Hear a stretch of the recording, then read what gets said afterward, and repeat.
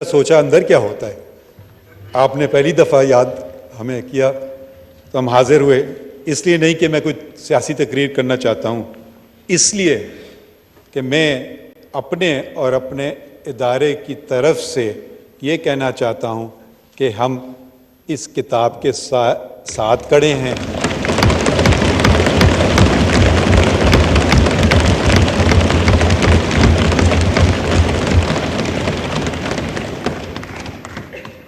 अल्लाह के साए के बाद इस किताब का साया हमारे सर पे है।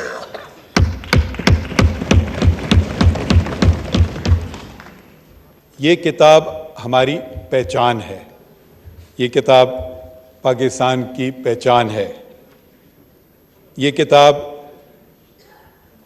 पाकिस्तान के जो उस वक्त के डायरेक्टली इलेक्टेड रिप्रेजेंटेटिव्स थे, उन्होंने यूनानिमसली इसको पे वोट किया, कोई नेगेटिव वोट नहीं था।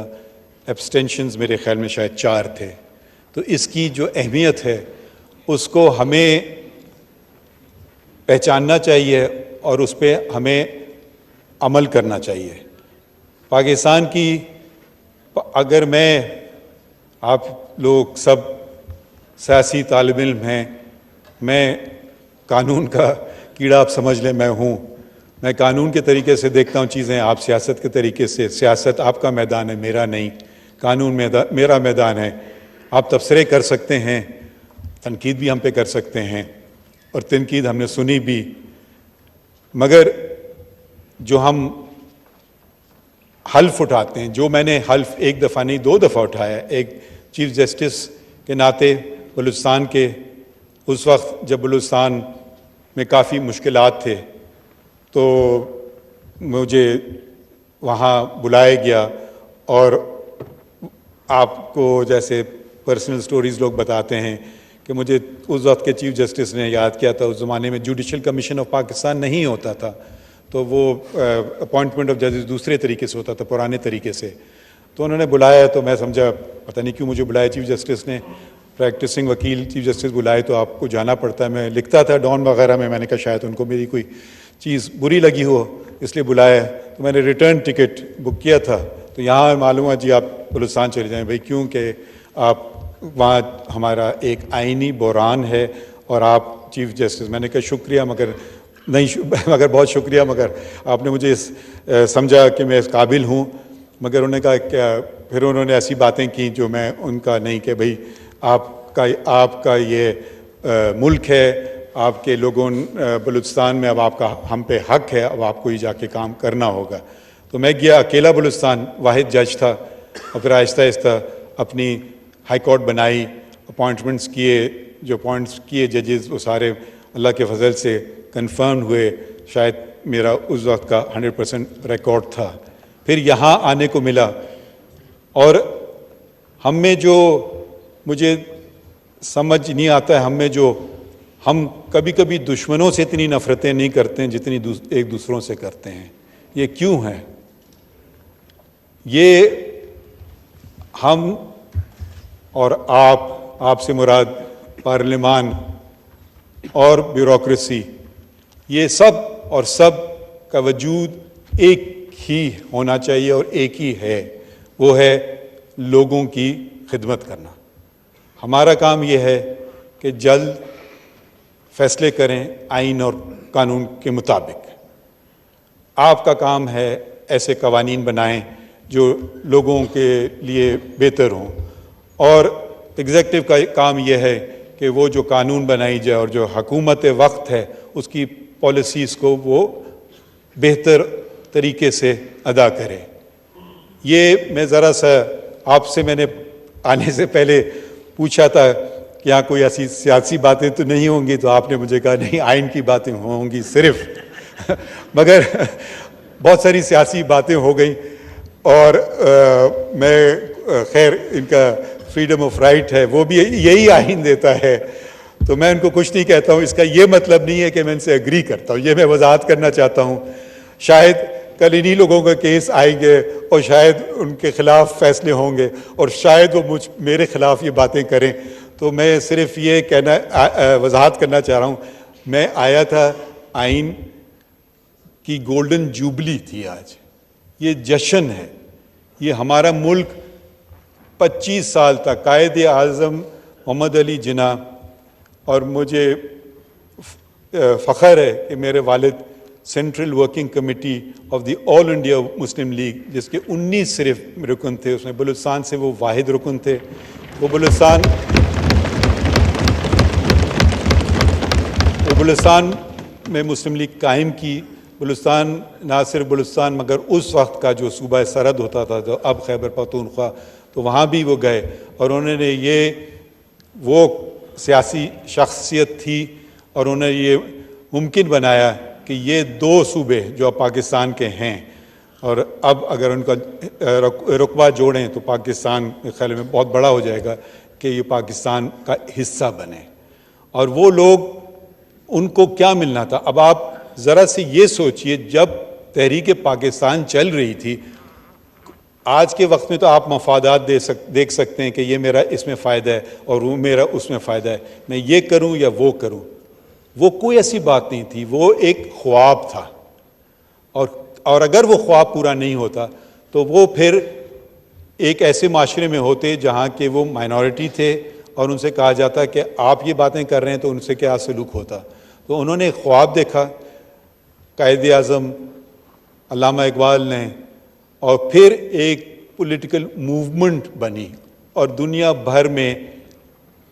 भर में मुसलमानों का सबसे बड़ा मुल्क वजूद में आया, सबसे बड़ा मुल्क।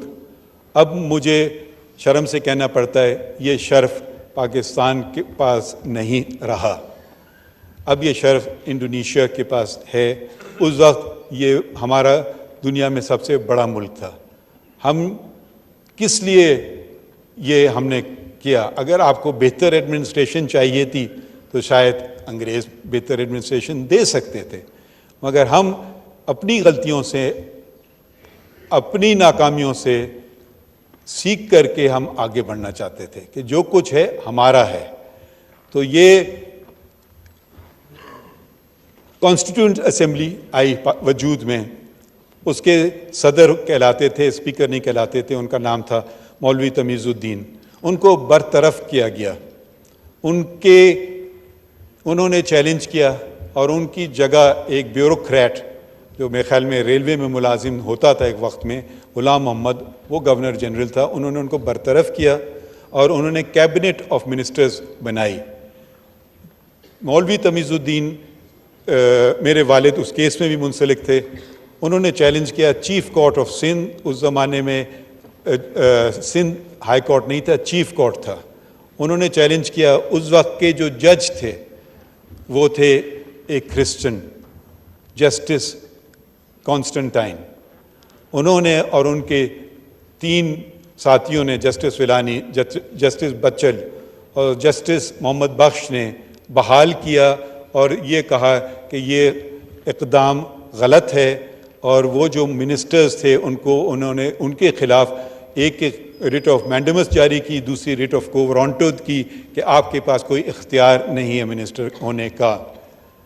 अनफॉर्चुनेटली ये चैलेंज हो गया उस वक्त के फेडरल कोर्ट में और फिर नतीजा उलट किया। उस वक्त भी एक जज थे और ताज्जुब की बात यह है, वो जज भी क्रिश्चियन थे, जस्टिस कॉर्नेलियस। वो शायद माइनॉरिटी में थे। उनका जजमेंट पढ़ें तो उन्होंने इस्लाम की बात की, और मेजॉरिटी जजमेंट पढ़ें तो उन्होंने कहा कि जी मलका है, इंग्लिस्तान की जो मलका है उसके ताबे। तो ये तज़ाद जो हम देखते आए हैं, तो हमें देखना चाहिए कि हम ये लफ्ज़ इस्तेमाल करते हैं माइनॉरिटीज़ का, ये मुझे पसंद नहीं है। वो बराबर के शहरी हैं और उनका बहुत बड़ा हिस्सा है। एक और शख्स थे जिनका मुझे बहुत फ़ख्र है, जिनका ताल्लुक़ मेरे सूबे से था, दोराब पटेल। वो एक पारसी साहब थे। जब जबरन ओथ लेने को कहा गया जज साहिबान को, तो उन्होंने इनकार कर दिया।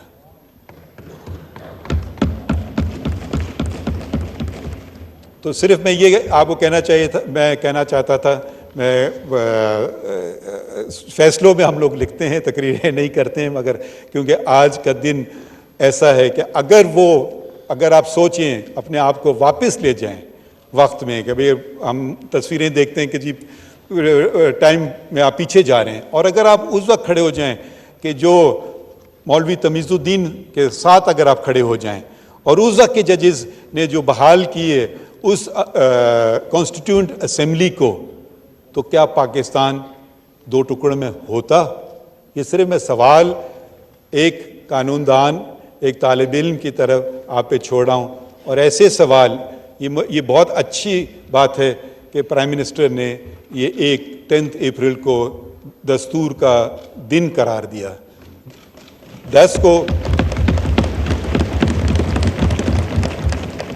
और थोड़ा सा ताल्लुक़ मेरा इस ऐवान से ये भी बनता है कि मेरी चची उसकी मेंबर थी,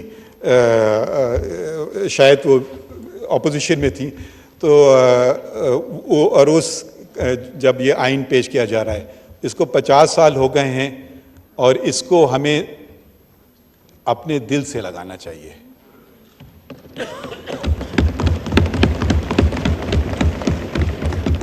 इसलिए